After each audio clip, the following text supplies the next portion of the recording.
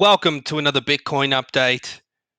Okay, so what is going on here? What pattern is this? Well, obviously you can see it because I've marked it out, right? So if you're thinking that this is about to pop higher, I'm sorry to burst your bubble, pun intended. But basically, this is just a weak wave C. Okay, that's why you can see wave 5 is losing its strength slowly. See wave 3 is the sharpest?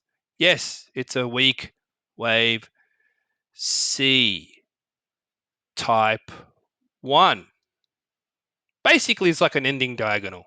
So yes, it's ending, and it's not really liking that little green line. What is that? What's that little green line? Let's have a quick look. That is the 2-4 trend line, right? As I've shown you before, 2-4 trend line. Yeah, see, a lot of people think that trend lines have to be underneath price action, but the truth is price actually dips below and above that trend line depending on the strength of the trade. So you may think Bitcoin's really had a lot of strength lately, but really it's been falling under its trend line a lot. So yeah, whatever. If you think that, I'm not going to stop you from thinking that, right?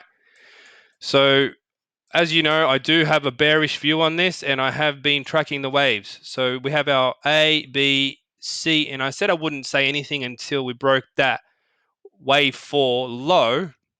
But I thought I'd sort of explain to you the sort of thing I'm expecting anyway, because I can, and what are you going to do about it, right? So I do expect D wave to be the breakout wave in this scenario.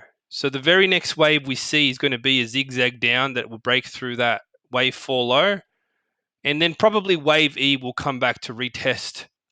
It could be potentially this line here, which is one I drew from the top of wave 3 to the end of wave 4, right? Because I could see there was like a lot of there was some resistance there, and then resistance became support. So that I find that can definitely be an important level as we move forward.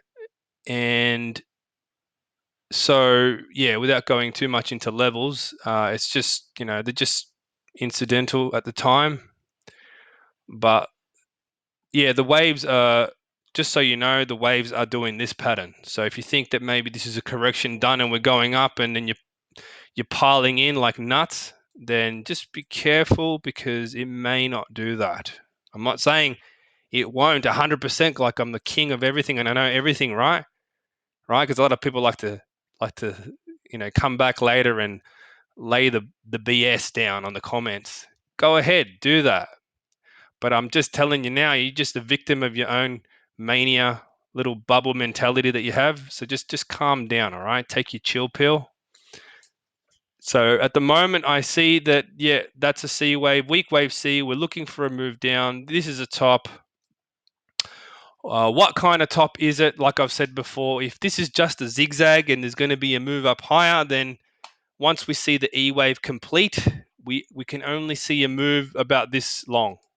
Any longer than that, and yeah, it's going to continue lower, which I do think it's going to do anyway. But I'm just trying to, play devil's advocate, because nobody's 100% right. So I'm just saying that if it's going to happen in any way, it's going to happen in that way. You're going to have to see that zigzag first.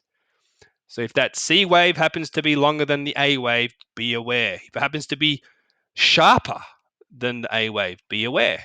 These are just things that you do with the waves, right? I mean, but if you don't know them, I understand. You're just going off your friend's advice, and so some people who like to talk Bitcoin on YouTube and get all the sheeple to come in and watch their nice little videos. Well, it happens, right? It's normal. There's always a buyer and a seller, right? So obviously that's going to be the case. So this is just very normal. Anyway, hopefully you found this video interesting and informative. Thank you for watching.